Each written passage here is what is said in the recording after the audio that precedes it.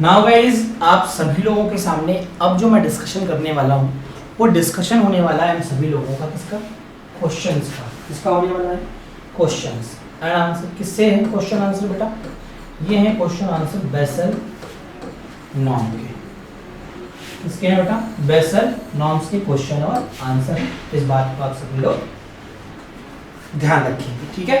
पहला क्वेश्चन आप सभी के स्क्रीन पर आता हुआ ये रहा। क्वेश्चन क्या कह रहा है, पहले क्वेश्चन को समझने का प्रयास करिए। क्वेश्चन कह रहा है there are total dash pillars of the Basel accord.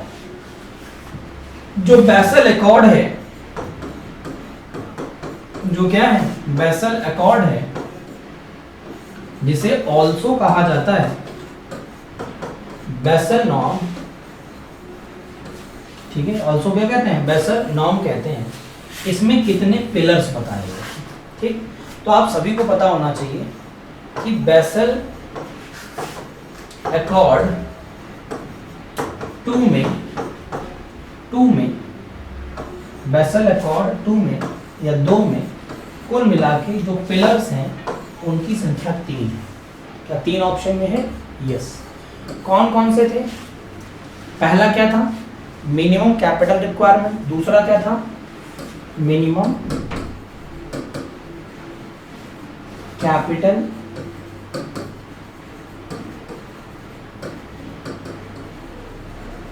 Requirement. दूसरा क्या था? सुपरविजन। तीसरा क्या था?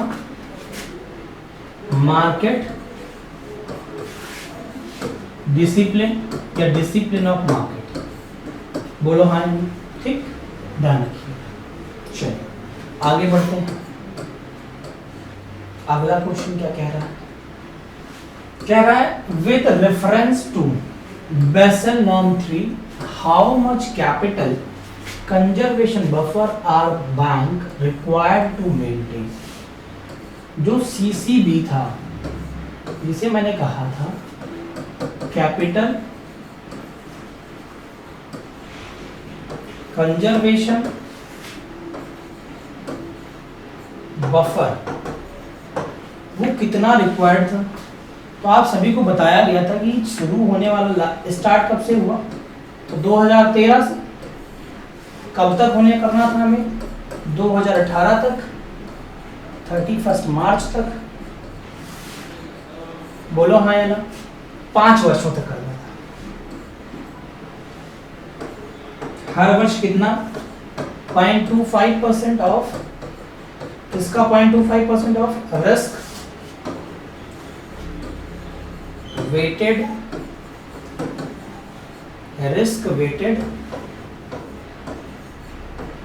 एसेट्स का, इसका बेटा रिस्क वेटेड एसेट्स का 0.5% हर वर्ष करना था। कितने वर्षों तक करना था? फॉर 5 ईयर्स तक। फॉर 5 ईयर्स तक। तो फॉर 5 ईयर्स में कितना हुआ? 0.5% मल्टीप्लाइड बाई 5 ईयर्स, तो कितना हो गया? 2.5% ऑफ किसका? Risk weighted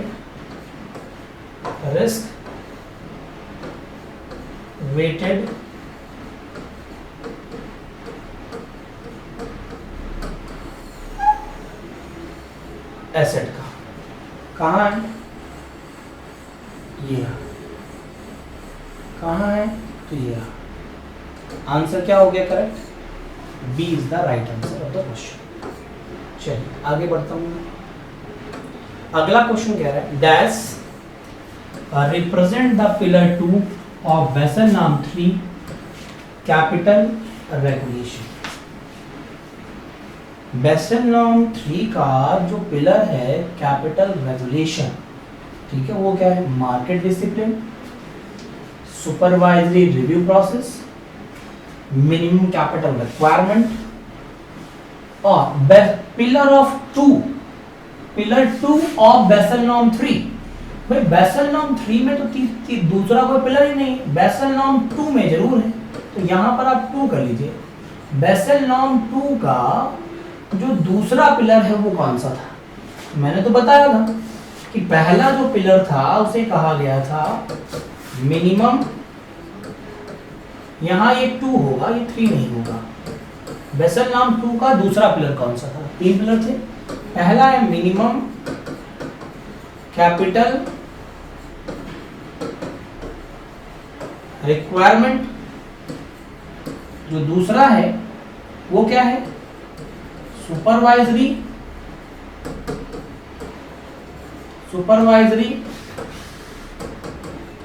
review process. तीसरा क्या है?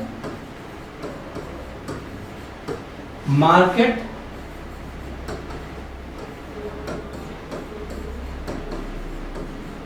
डिसिप्लिन। कुल मिला के ये 3 है, कुल मिला के ये 3 है। तो दूसरे नंबर पर आपको कौन सा दिख रहा है? तो आप कहेंगे दूसरे नंबर पर हमें दिख रहा है सुपरवाइजरी रिव्यू प्रोसेस, जिसे हमने शॉर्ट फॉर्म में दूसरी भाषा में सिर्फ और सिर्फ नाम दिया था सुपरविजन। क्या नाम दिया था? सुपरविजन नाम दिया था। मुद्दा clear? B second is the right answer. अगला क्वेश्चन आप सभी से कह रहा है, under the Basel norm 2 framework the total regulatory capital of tier 1 that is, जो T1 कैपिटल थी, जो T1 कैपिटल थी या T1C कैपिटल थी, इसे हम लोग कहते थे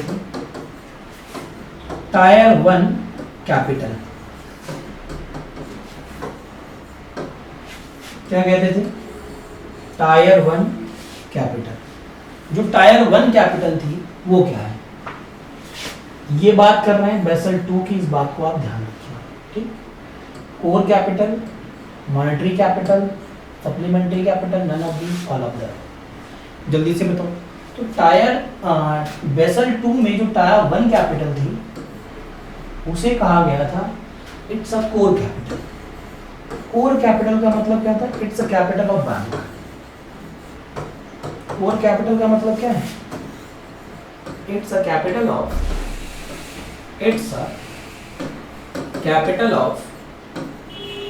बैंक। किसका कैपिटल है मेरे प्यारे दोस्त? तो आप सभी लोग कहेंगे ये कैपिटल बैंक का कैपिटल है। किसका है? बैंक का कैपिटल है। अगला क्वेश्चन आप सभी की स्क्रीन पर ये रहा। RBI implemented the Basel Norm 3 recommendations in India with respect, कब करना था बताइए? कह रहा है 1 जनवरी 2019, 31 मार्च 2013, 1 अप्रैल 2013, सितंबर 30, 2000, नन ऑफ द अबव।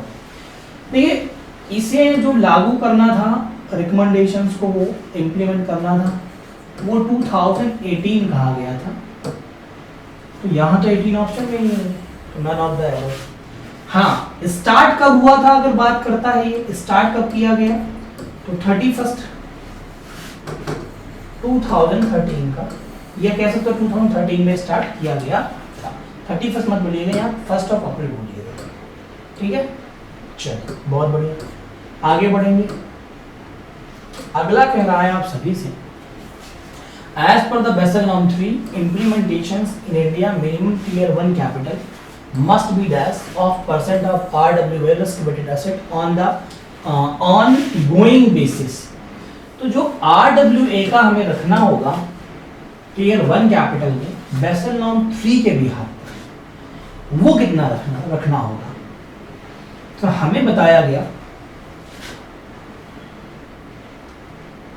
कि बेसल नॉर्म 3 में बताया गया हम लोगों को कि आप सभी को RWA का जो रखना होगा टियर 1 कैपिटल में, वो रखना होगा 7%। जो 2 टियर 1 कैपिटल, ठीक है, जो कोर कैपिटल है, और 2% जो हमें रखना होगा वो रखना होगा टियर 2 कैपिटल में, ठीक है। इन दोनों का जो सम होगा वो होगा 9%। किसका? रिस्क वेटेड एसेट्स का, वेटेड एसेट्स। बोलो, मुद्दा क्लियर। तो यहाँ जो करेक्ट ऑप्शन होगा वो ही हो जाएगा दूसरा। कह रहा है the net stable funding ratio under the Basel norm 3 was implemented in India from, इसे कब से इंडिया में लागू किया गया था, ये हमें ध्यान रखना है। तो इस बात को आप ध्यान रखिएगा, इसको लागू करने की बात कही गई थी कि हम 1 अप्रैल 2018 से इसे लागू कर देंगे, लेकिन it will be extended day by day, बढ़ता चला गया ये। अगला क्या कह रहा है, अगला क्वेश्चन कह रहा है what is the full form of NSFR। अभी भी बताया नेट स्टेबल फंडिंग रेशियो है नहीं, net stable funding ratio is the full form of NSFR। ठीक, चलिए आगे बढ़ते हैं। आप सभी की स्क्रीन पर